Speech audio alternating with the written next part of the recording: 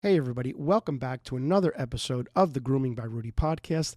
In this episode, we're going to be talking about how learning how to clip dogs' nails can get you well on your way to starting your own dog grooming business. All that coming right up.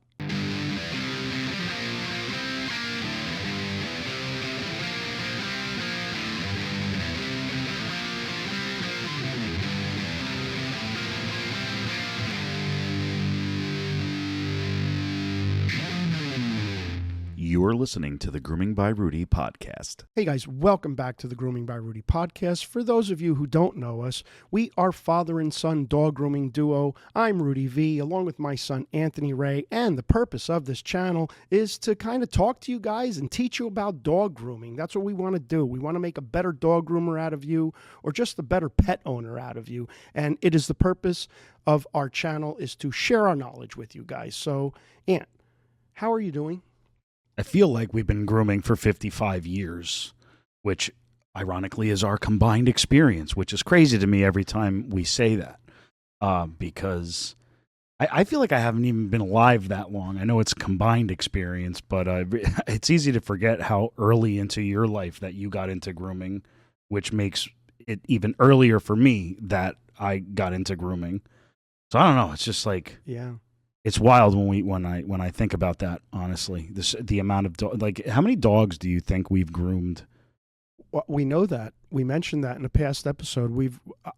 In my career, I've groomed over 70,000. 70,000.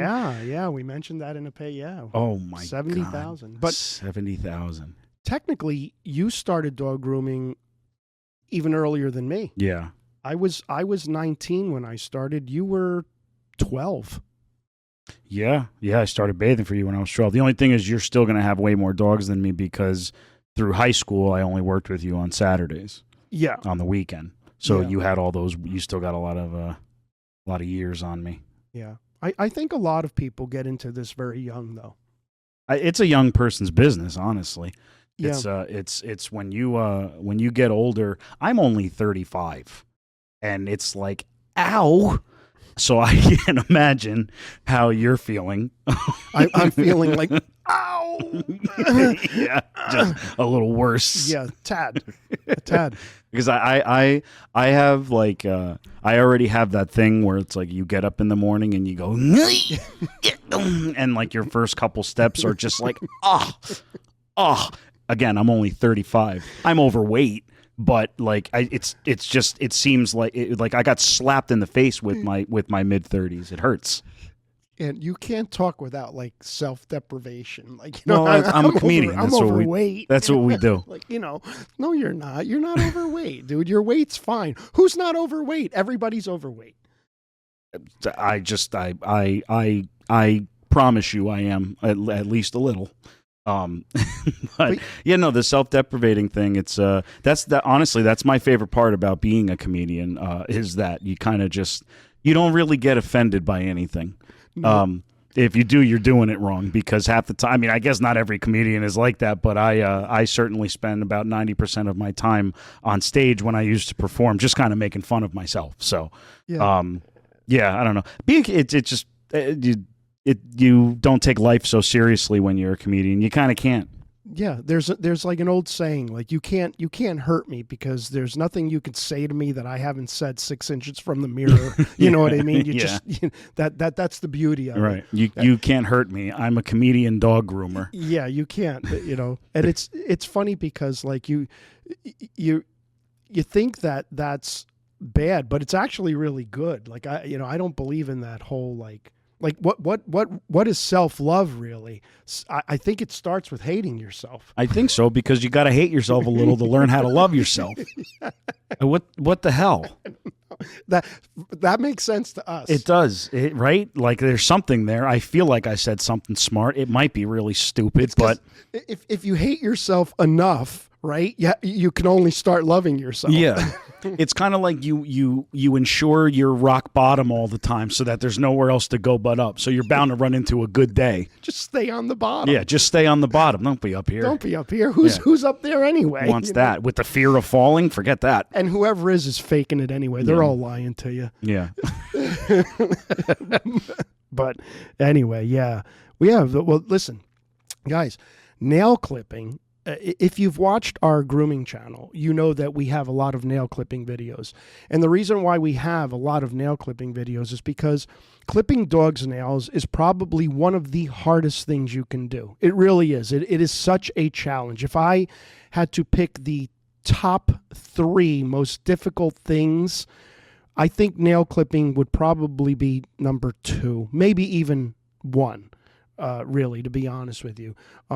Because you're afraid to hurt the dog. You don't want to hurt the dog, right? Because we all know, or maybe we don't all know. And again, that's the purpose of our videos, is that there's a vein or a Kwik that runs through a dog's nail. And if you clip the nail too far, you're going to hurt the dog and it's going to bleed. The nail is going to bleed because there's a vein that is running through that nail.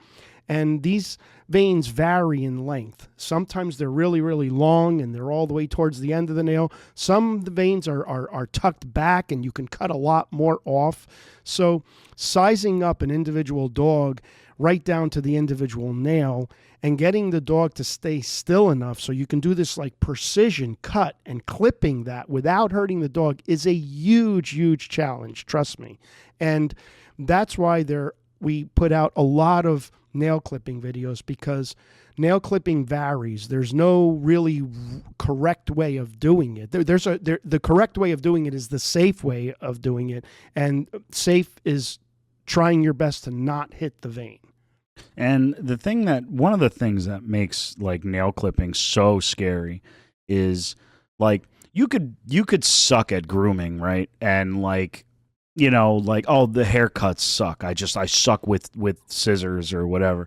But you can't really suck at nail clipping. There's no wiggle room there, because if you hurt a dog once, especially because you're supposed to start clipping your dog's nails at a very young age, a lot of times you hurt a dog once and that's it. That's the last time that dog is ever going to trust anybody touching it. You'll be able to do the nails in the future, but it's going to be one of those like problem dogs that freaks out on the table all the time. So it's such an important experience and important skill to have in this business, where it's like you just really can't screw it up. Even a dog that has had its nails clipped a bunch of times, if you hurt it accidentally bad enough, it's like you could undo 3 years of nail clipping experience for that dog, and now it's just going to be petrified of it. So it's very heavy.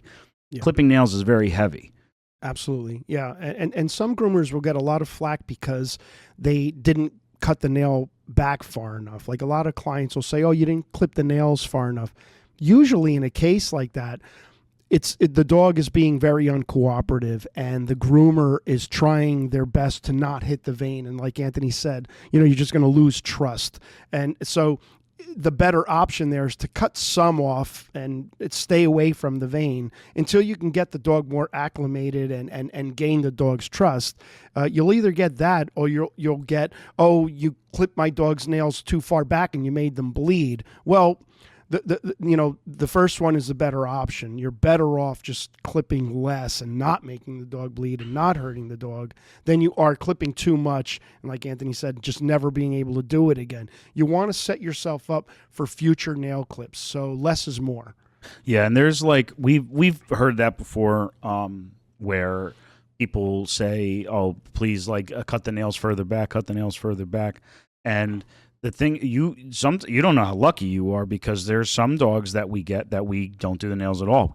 Nobody can. It's not us. It's just nobody can. And so to those who always, and I get it to an extent sometimes. If you only take very, very little off, you're just leaving that like sharp edge, and like, people get clawed up. Some people are very sensitive skin and all that, and they don't want to get scratched up. Like there's reasons to want your dog's nails cut down like as far as possible, but just know that most groomers are already going as far as possible to remain safe with your dog, because you don't want to be the person whose dogs refuse to let anybody clip their nails, because that's a big problem, and we see that. So if you're out there and you're listening or watching, and you jog your memory a little, and if you've ever been one of these people that maybe is unsatisfied with how much of the nail your groomer is taking off, you're actually very lucky that the groomer is able to do your dog's nails at all. You're in the lucky bunch whose dog allows somebody to clip their nails. So just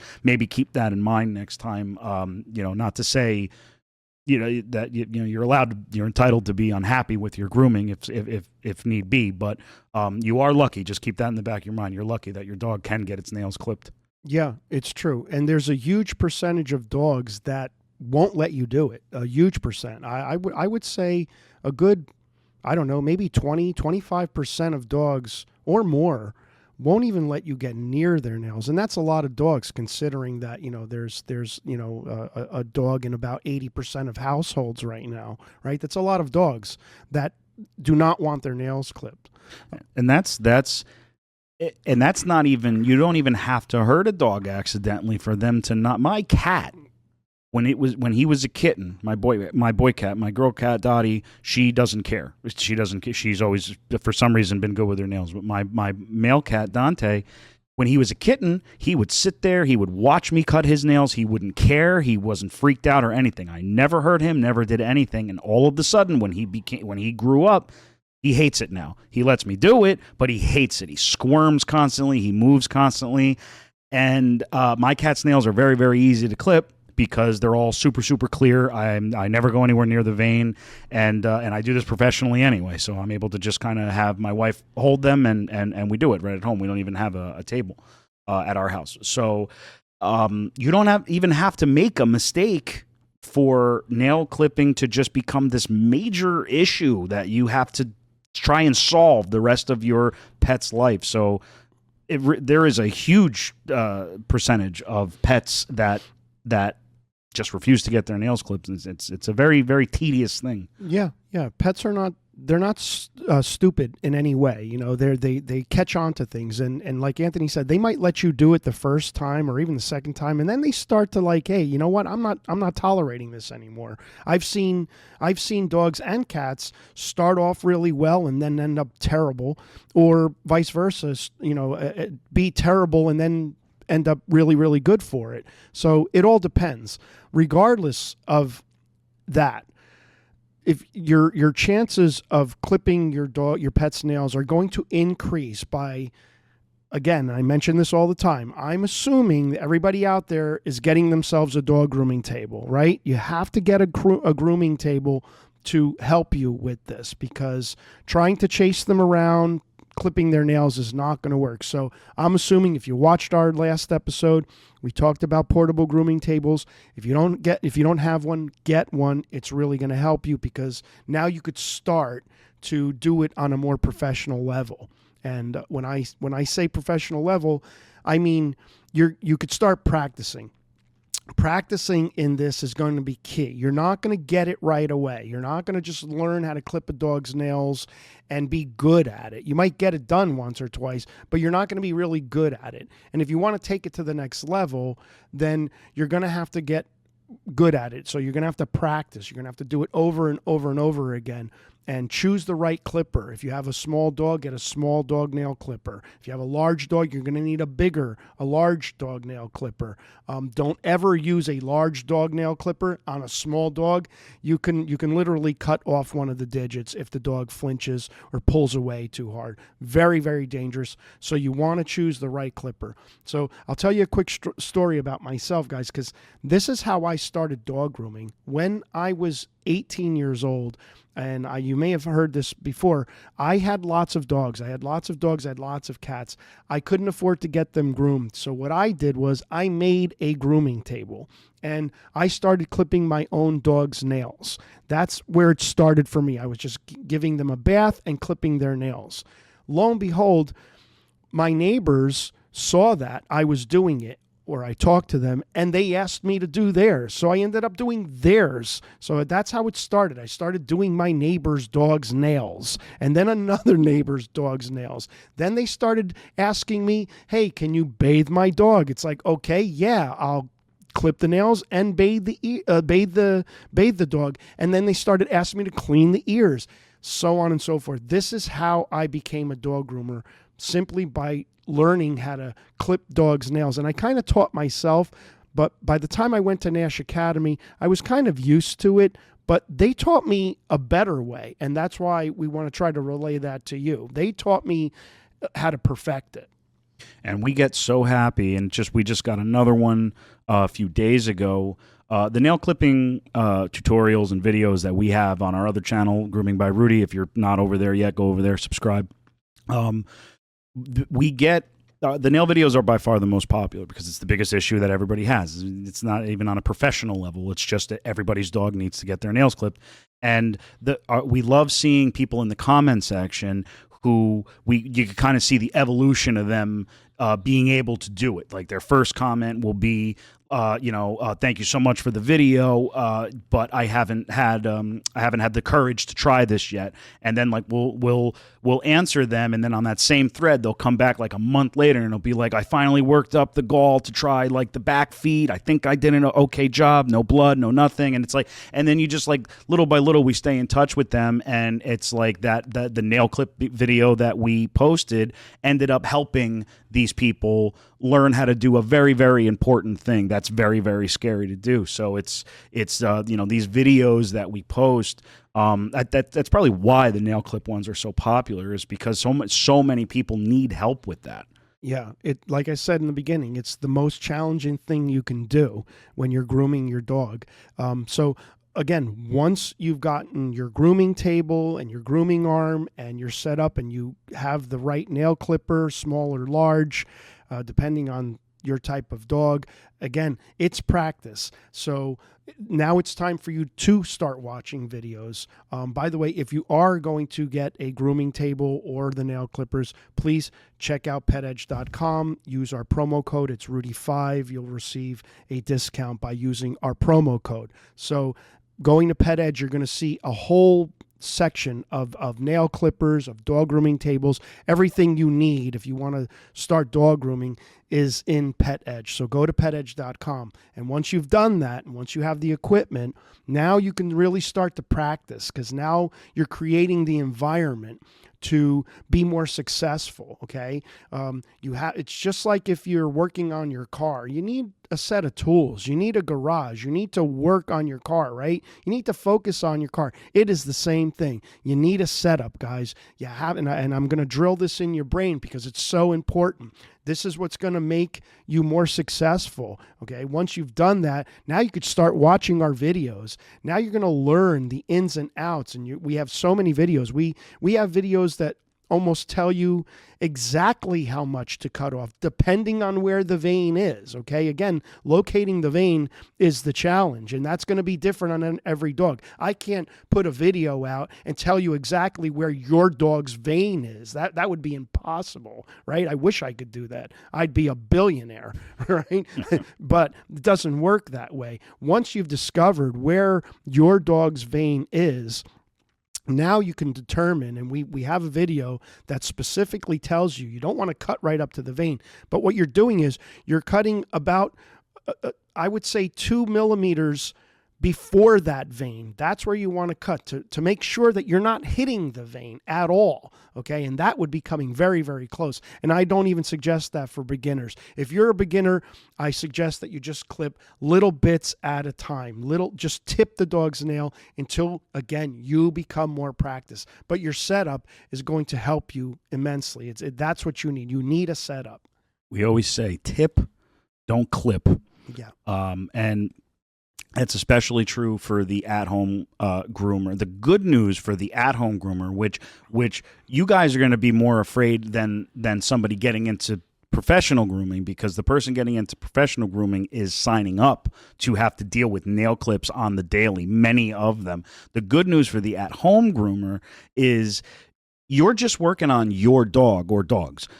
You're going to get very used to working on the same dog over and over and over again. So there is a comfort level that you're going to reach if you practice enough that you're going to have with your own dog, where it's not, and you still have to be careful, and you still have to pay very, very close attention to what you're doing, especially if your dog has dark nails, which we've talked about a lot and we will continue to talk about, because that's like nail clipping plus. But if that's the good news for you, is that if you practice enough and you're very, very careful not to hurt your dog, and you listen to what we're saying, you tip, don't clip, and you work your way up to getting a nice full clip that you're not ever touching the vein or coming anywhere near it, you're going to fly through it eventually. As long as your dog is cooperative and you've kind of followed the steps and learned to be comfortable, because your dog's going to feed off of all that fear too. So if you're too afraid and timid, your dog might be fine with you cutting the nails, but it's not going to like the energy you're putting out. So that's a whole nother thing. But that's the good news for you, is you can do this. You can practice and get really, really good at it, and you're going to get very, very used to your dog, because that's the only one you have to do.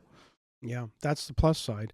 And another thing that you're going to want to add to your setup is you're going to want septic powder, okay? Quick Stop. It's a little yellow powder that, in case you hit the vein and it causes the dog to bleed, you take a little bit of the powder and you just compress it onto the nail, and it will immediately stop the bleeding. So that's another thing that you're going to need if you plan on clipping your dog's nails.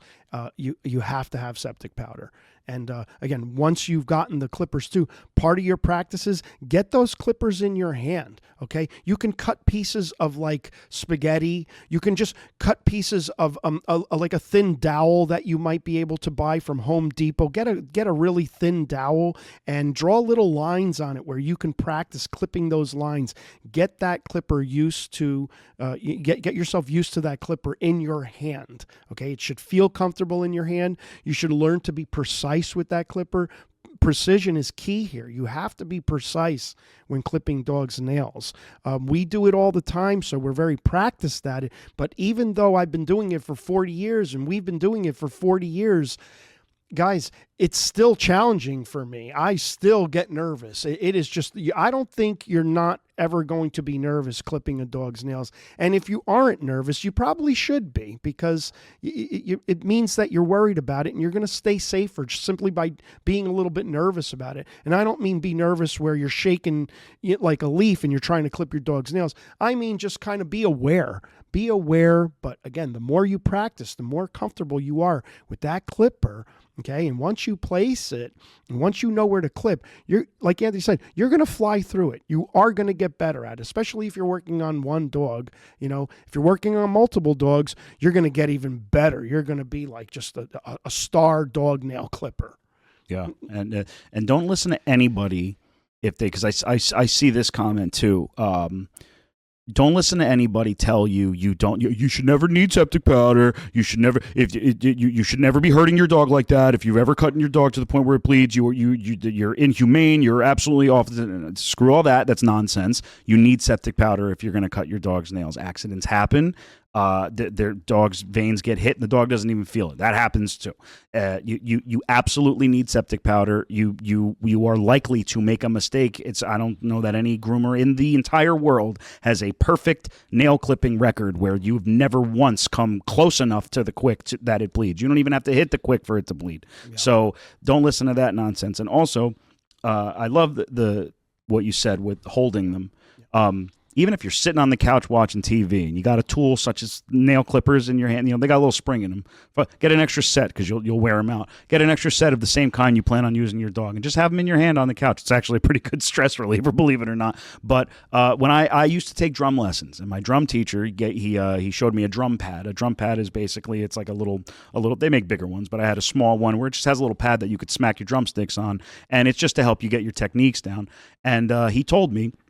He said, whenever you're at home and you can't play drums, you're not playing your kit or whatever, he was like, take your drum pad out on the couch. He's like, whenever you're watching TV doing nothing, he said, get your drumsticks in your hand. Always have your drumsticks in your hand because it's going to help you with your technique. And he said, just keep the drum pad in front of you with your sticks there. So even if you're just at home watching TV, watching baseball, whatever, he's like, smack the pad a little bit and do that. It's the same thing with what my dad just told you with the nail clippers. Just have it in your hand. Get used to how it feels. That kind of goes hand in hand whether you're a professional or an at-home dog groomer, where it's just, you're going to end up flying through it. You're going to just create this extra comfort. Why not? Just sit there and hold them. Go like this. See how they feel. You're going to, it's all these tiny, tiny little things. They add up over time. And it really, really makes a world of difference at the end. Absolutely. You have to practice. You must practice. And, a lot of times clipping your dog's nails could be a two-person job. there's a lot of times where I have a really, really tiny dog that I can't even do on the table, and Anthony actually holds the dog for me. Or a big dog that, Anthony will kind of divert their attention because they absolutely hate it. And Anthony will actually pet a dog while I'm clipping nails, and it helps greatly. So sometimes it's going to be a two-person job. If you're finding it very difficult and you're losing the dog's trust right away, like let's say you go to clip your dog's nail and he pulls away, or maybe he lets you get through a couple of them and then starts acting like feisty and doesn't want you to do it anymore, do it over a period of time. Like if you can get 2 nail clips in a day, then do it like every day for a week. Just achieve it, and rather than sit there and struggle and yank on the dog and try to dominate the issue, don't do that, because that's just another way that you're going to lose the dog's trust right away. If you can only get a 1 nail in or 2 nails in per day, do that. Maybe you could work your way up to doing a paw a day, 2 paws a day. And again, you're teaching the dog, you're gaining the dog's trust, and do it slowly if you have to. And if you have the dog that just lets you do it, power to you. You're just one of the lucky ones. Exactly. Every little bit counts, just the tiny little things at a time. That's what I was just saying. It's just it all adds up. It all makes you better at it. It makes your dog more used to it. It might sound like, oh, that's not going to do anything. Oh, I grabbed his paw today and he didn't run away screaming. Oh, great progress. But it is progress, because your dog is whatever. He didn't run away from you that day. So it's like, okay, good. He's getting a little close to you, accepting you holding his foot. It seems like you're not getting anywhere, but you are. You just have to keep at it and keep at it safely. Yeah, that's it, guys. Yeah. And just to recap, get yourself a dog grooming table, choose the right nail clipper, watch our videos, practice, be careful doing it. Try to be as careful as you can, gain your dog's trust, and trust me, you're going to increase your chances, guys. With that being said, thanks. We appreciate you tuning into the Grooming by Rudy podcast, as always. Thanks so much for joining us tonight, guys. We really appreciate you all. We love doing the show for you. If you haven't done so yet already, go on over to our other channel. It's called Grooming by Rudy. We have lots of helpful grooming tips for you guys over there. Go to PetEdge.com. Use promo code Rudy5 for $5 off orders of $100 or more. If you are in the market for a grooming table, that is the perfect promo code for you to use, because most grooming tables are about $100, $150. So why not save yourself the $5 if you're in the market for a grooming table anyway? Thank you guys so much for hanging out again with us here. If you liked this episode, definitely subscribe to us here. And until next time, take care.